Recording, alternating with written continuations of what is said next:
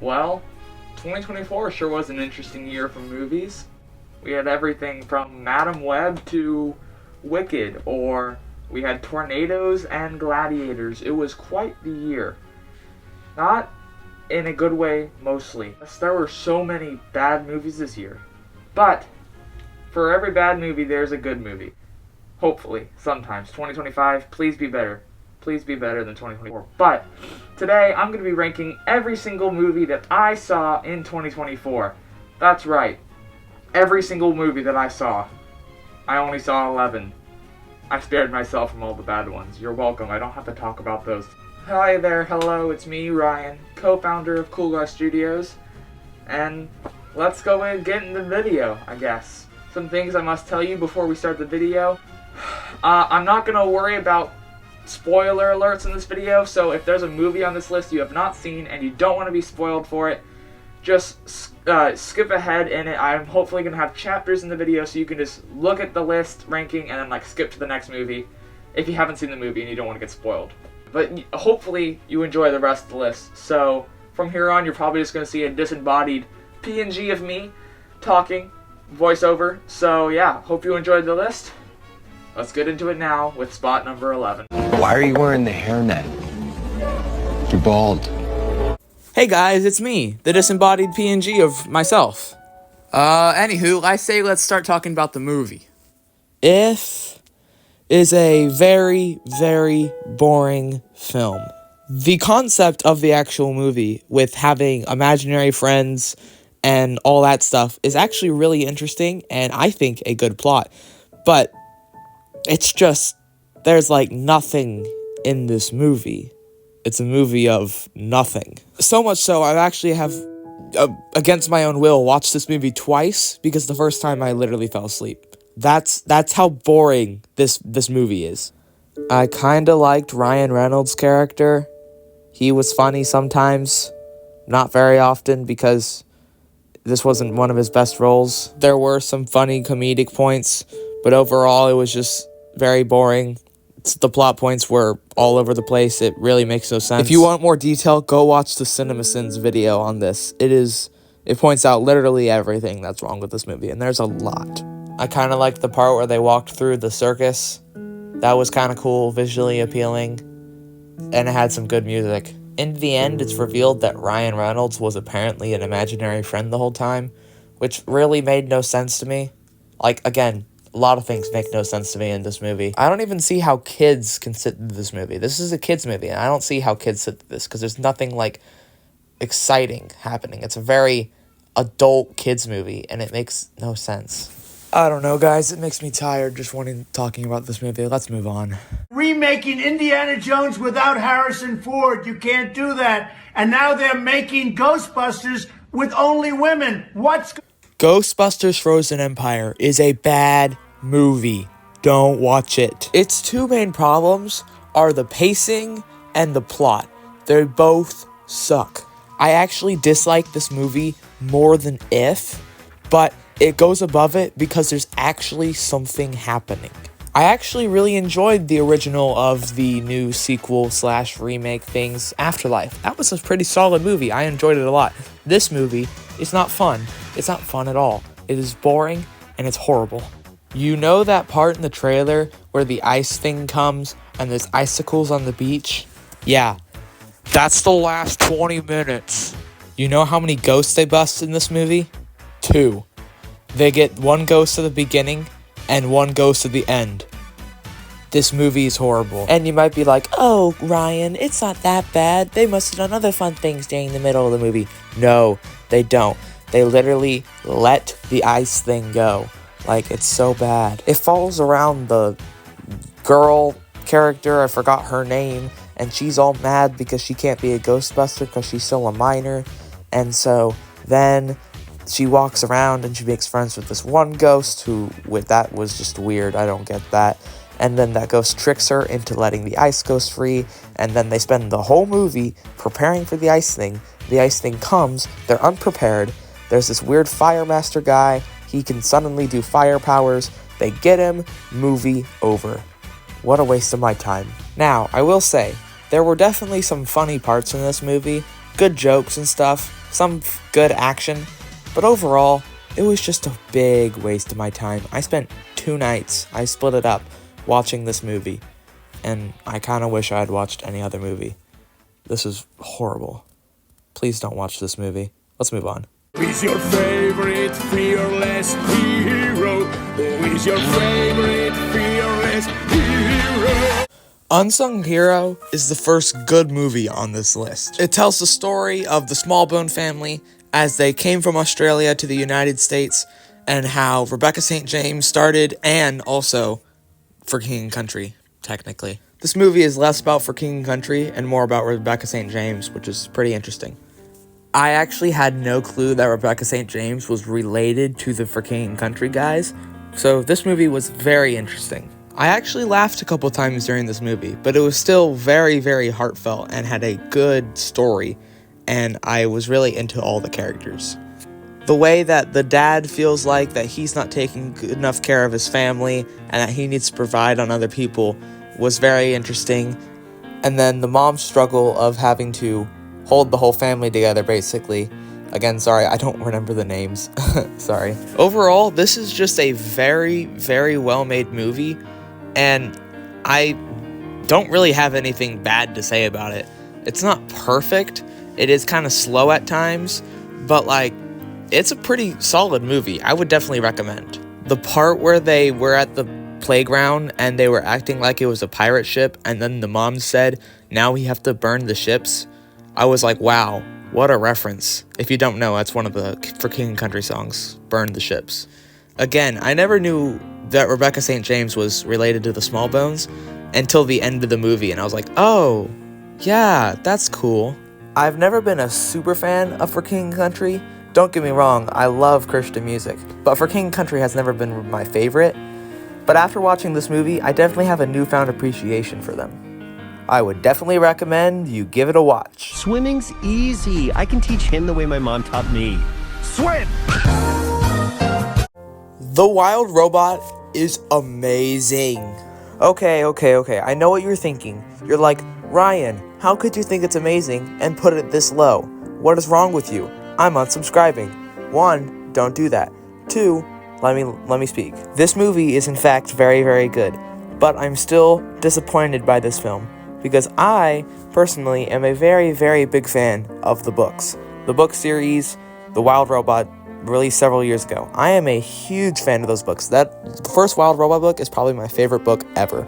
So you know I had high expectations going into this film, and they were not quite met all the way. For one, they changed a lot of things from inside the book to the movie. Now, they also kept a ton of it the same, but a few things they changed, which I really didn't appreciate.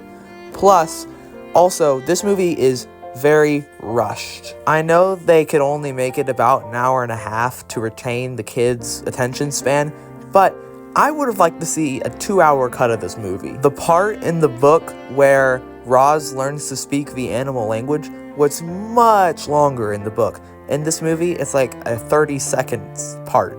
So, a lot of the plot points from the book are rushed. They mainly focus on the Brightville plot point, which is the main plot point of the book. But I would have really appreciated it more if they focused on everything and it was basically a complete adaptation of the book. Now, I'm fine with them keeping out the second book because that would be a good sequel, making the first book the first movie, second book the second movie. But still, I feel like they could have stretched out this movie a little bit longer. Other than those minor gripes, this film is amazing. The animation might be the best looking animated film I have ever seen, and yes, that includes Spider-Verse. I might think this movie has better animation than Spider-Verse. I know it sounds crazy, but it's true. You can pause any frame on this movie and it's a piece of art you can hang on your wall. The story is obviously spectacular, really well done, love the movie. I do think they could have stayed a little more accurate to the books and made it longer to keep all the parts of the book in. Overall, a very, very good movie. When it comes to the matter of baby Jesus, Joseph, you are not the father. The Best Christmas Pageant Ever is a very good movie. It's another book adaptation done by the director of The Chosen, and I really love The Chosen a lot. That's what got me into this movie. to begin with. I read the book right before watching the movie, and they did a perfect job getting every aspect of the book into this movie. It's perfectly paced, and all the plot points from the book are in this movie. This is what gives it the upper hand compared to The Wild Robot. It follows a family in the 70s and these rogue kids known as the Herdmans. They're just like the meanest kids ever, and it's really entertaining. Eventually, the Herdmans figure out about this Christmas pageant being done at the church, and they join the Christmas pageant, and it's a story about how they've basically redeemed themselves by the end of the movie. It's very well done. A lot of people complain about child actors in movies, but I would say this is one of the best movies with child actors as the main characters. This is really good acting on the kids' side. The main girl was very good in this movie. I also really liked the actor for Imogene. She did really, really well. Really sold it. All the acting in this movie was just really well done. The production is also really, really good. I really like all the sets that they have and stuff like that. It feels real. Feels like this is a small town that they are in. The arc of this movie is super interesting, where you start the movie off with these Herdmans being the worst kids on the history of the earth, and then you end the movie with them literally saving the Christmas pageant. And then all the characters that were against the Herdmans were now like the bad guys in the movie. It was really, really well done. Again, they nailed every aspect from the book to the movie perfectly. Dallas Jenkins did a great job with this movie. Overall, I recommend you watch it, and let's move on to the next movie. Gotta go fast. Sonic 3 is 100% the best movie out of the trilogy. It's very lighthearted and fun, while also having a darker tone than the other two movies, which I appreciate more than a silly children's film. This movie is also very, very accurate to the games, and they let the humans take a big back seat in this movie, which I think was a good decision, because in the first two movies, they were kind of necessary, because who knew if they were going to be successful. With Sonic 3, it's a franchise at this point. They know it's going to be successful. They don't need those human characters. They were in it for a little bit. They were a good amount of human characters. Keep that up. Now, there are two huge highlights of this movie. The first one is Jim Carrey. He is spectacular. This is his best performance yet. He plays two characters at the same time, and he can play off of himself so well. It's shocking. I laughed at almost every one of his jokes, and there's this funny fourth wall break about halfway through. Wow, it's perfect. The second big highlight is Shadow. Shadow is a fantastic character.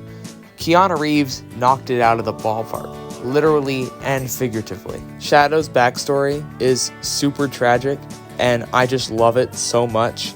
It's amazing. I already knew his backstory before I saw the movie, but they nailed it perfectly.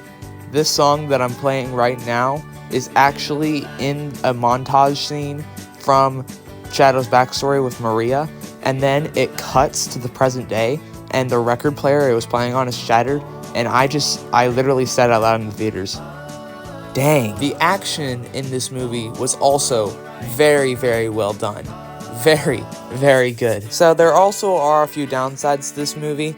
I thought Sonic was kind of too goofy in this movie, which makes sense. They're trying to make it a little more lighthearted because it does have that darker tone. He also just kind of went through the same arc that he always does, that it's like, family aren't important. That was pretty much the arc he went through again. The pacing felt a little strange, where it was super fast at some parts and then too slow in other parts. It was kind of off and wonky. Agent Stone's character in this movie was kind of annoying. If you've seen the movie, you'd know why. But that's all redeemed by Jim Carrey. He is so hilariously funny in this movie. The whole third act of this movie was spectacular. The fighting on the moon, they literally had the super crystal thing, emerald thing, I forgot what it was called, sorry guys. But the whole fight was incredible. They broke the moon. What? Also, that post-credit scene was insane. Amy and the Metal Sonics, that is insane. I cannot wait for Sonic 4. It's gonna be peak. Anywho, don't have much more to talk about with this movie, so let's move on.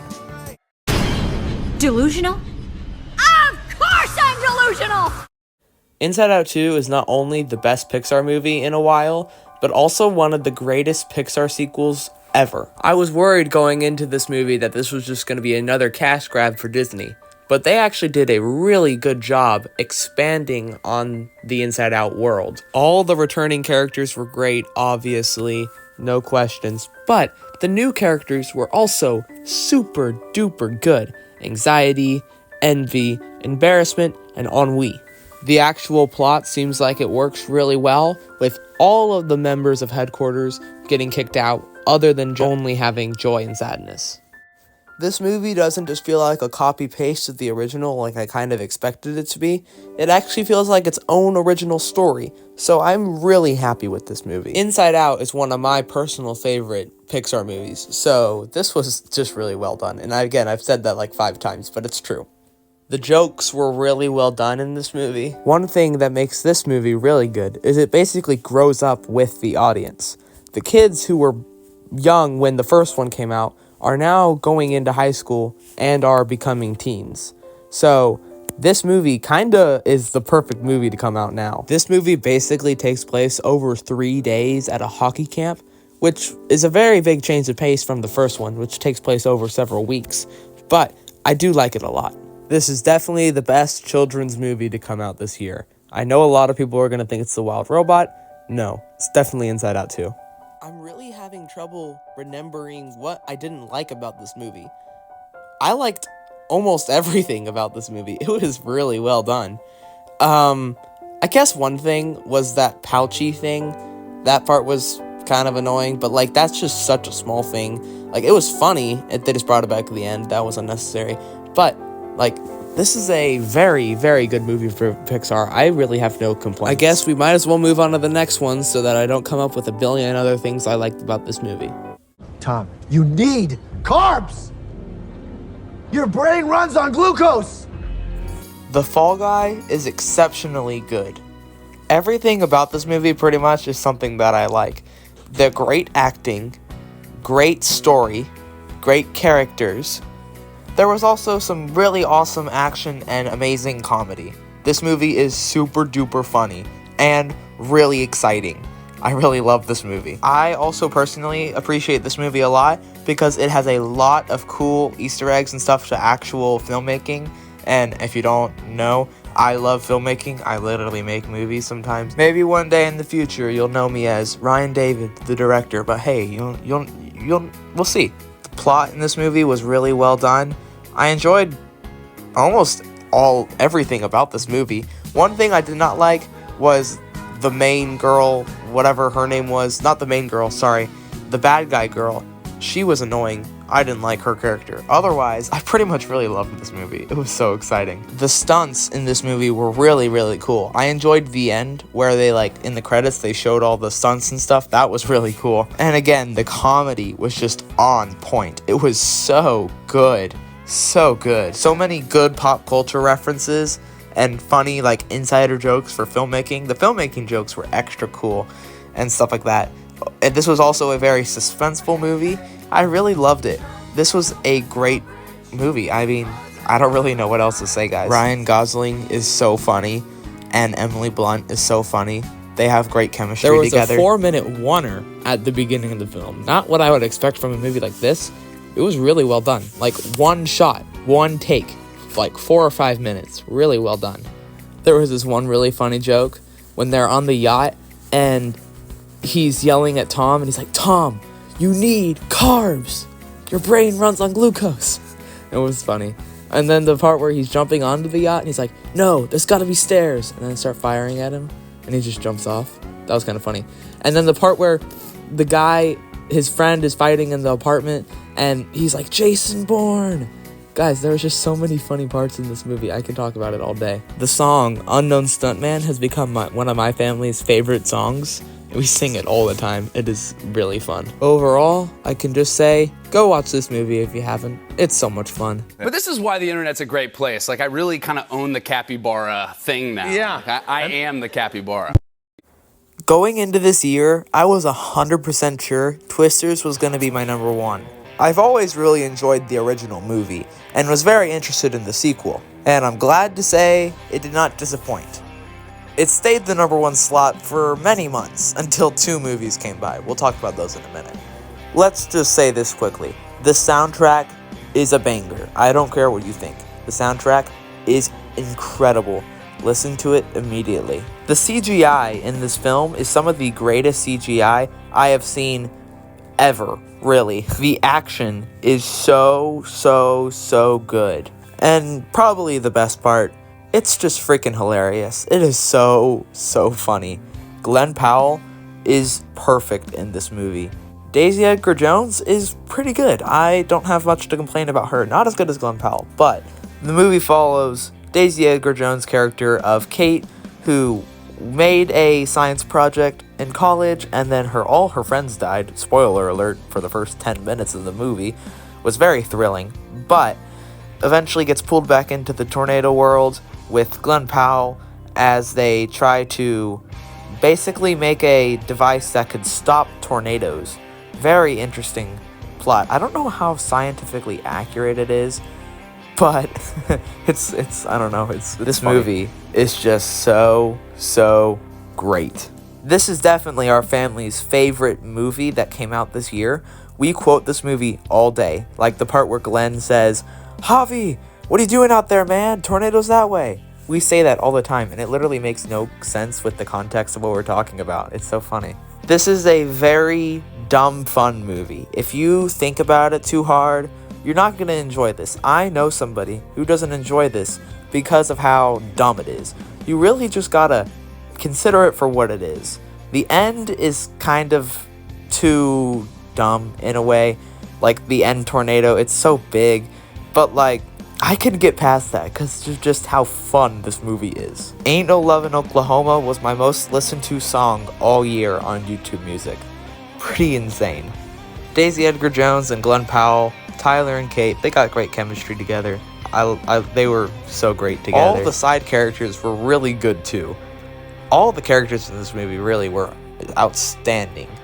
This is a fan-stinking-tastic movie. I also grew up in Oklahoma and Texas and stuff, so like this kind of stuff is just so cool. The shirt that Tyler and their gang give out during the movie, I literally own that shirt. That is how committed I am to this movie. This movie is amazing. I don't care what anyone else says.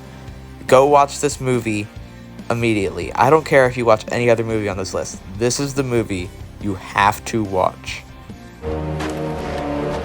My name is Maximus Decimus Meridius. Gladiator 2 was definitely my most anticipated movie of the year. I know I said I expected Twisters to be my number one favorite of the year, but that was before I learned that Gladiator 2 was happening, and I was pumped.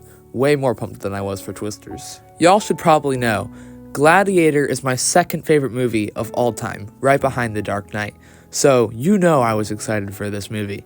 And it really didn't disappoint. It was exactly what I expected it to be. A not as good as the original, but still good sequel. Really, the only thing holding this back from being number one is that, one, spoiler alert, I think that the number one slot is a perfect movie, 10 out of 10. And two, the first 30 minutes of this movie were very underwhelming. Maybe it was more like 45 minutes probably. I've only seen it once as the time of recording. It basically just starts with Lucius, and Hano is his new name, and he lives in Africa, and his wife's there, and oh no, his wife dies. What a shocker. And so then he gets captured, sent to Rome, forced to be a gladiator by Macrinus, and then figures out a way to get his freedom and also save Rome necessarily. The best characters in this movie were Denzel's character of Macrinus, and then also Pedro Pascal's character of General Cassius. They were both very good in this role. You can tell Ridley Scott told Denzel Washington to just do whatever he wanted, because Denzel Washington is having so much fun in this role. This is just awesome. So as I said, the first act of the movie is super duper underwhelming. But then the second and third act comes in. Oh my gosh, it's like the greatest thing I've ever seen. What the heck is happening? This is amazing. So Lucius's whole goal is to kill General Cassius because he ordered the men to kill his wife. But Lucia, his mom, is now into General Cassius. So Eventually, Lucius is going to kill General Cassius, but he decides not to. And there's this whole conflict with the two Roman emperors, Gaeta and I forgot the other guy's name. But Denzel is basically playing 4D chess with everyone, and he eventually becomes basically the Emperor of Rome by the end of the movie. It's so amazing. I don't know if you guys can tell, but it's pretty obvious I think about the Roman Empire every day. Alright, I get it. Alright, that's enough. The production on this movie is top tier. I don't know how big this budget was, but it's a huge budget, I can tell. This is, imagine the first Gladiator, but like 3 steps up on the production. It's insane. So is this a perfect movie? No, it is not. But is it a worthy second place on a ranking list? 100%. I enjoyed this movie so much, and I'm going to be probably watching it again tonight as of recording because I just bought it on the TV, and I cannot wait to watch this movie again. Maybe after a second watch, this will become my favorite movie, but I am very confident that my number 1 spot is going to be staying my number 1 spot for a while because I think it is a perfect 10 out of 10 movie. So let's move on to number 1. Hold on! Her sister was a witch, right? And what was her sister? A princess! The Wicked Witch of the East, bro! Wicked is a perfect movie. You can't change my mind. This movie is flawless. I'm going to say that a lot. Gladiator 2, before I started recording, was my number 1 on this list. And then I really thought about it for a minute and I was like, no, it's Wicked. Now, I'm probably going to end up rewatching Gladiator 2 more often, but like, Wicked is just so perfect. The first time I watched The Wizard of Oz, I immediately loved it. I watched it when I was 7 years old, I believe.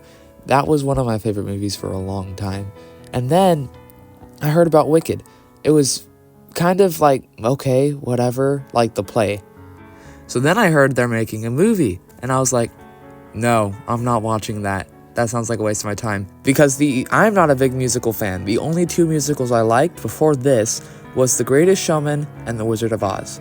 Those are the only 2 movies. And so my grandma made me go watch the movie, and it was so fantastic. I can't even, it's perfect. It is a perfect movie. Very rarely you can say a movie is perfect. This is one of those scenarios. The cinematography in this was so good. People complain about the lighting. I thought it was fantastic. The acting, though, the acting was so good. Ariana Grande was amazing. I was shocked how a pop star was good at acting. Cynthia Erivo, very slept on. She was doing very good. Everyone else did a great job too. It's crazy. The entire soundtrack is spectacular. It might be one of the greatest movie soundtracks ever, with Twisters and also a few other movies on there. Man, I'm trying to think right now what some other perfect movies are. What comes to mind is Gladiator. I don't know. There's so little perfect movies. This is amazing. This movie immediately throws you back into the amazing world of Oz with these characters, but they've basically flipped. Glinda's not the good guy, she's the middle guy. The Oz is the villain, he's kind of always been the villain. Elphaba is the main character though. Very, very interesting. I did not know anything about Wicked before this movie, and so after this movie, I basically looked up what happens in part 2, because yes, this movie is part 1 of 2. They split the musical into 2 halves, which I think personally was a good decision, because this is an almost 3-hour-long movie, but it doesn't feel rushed at all. It is perfectly paced. There is no slow parts. There is no fast parts.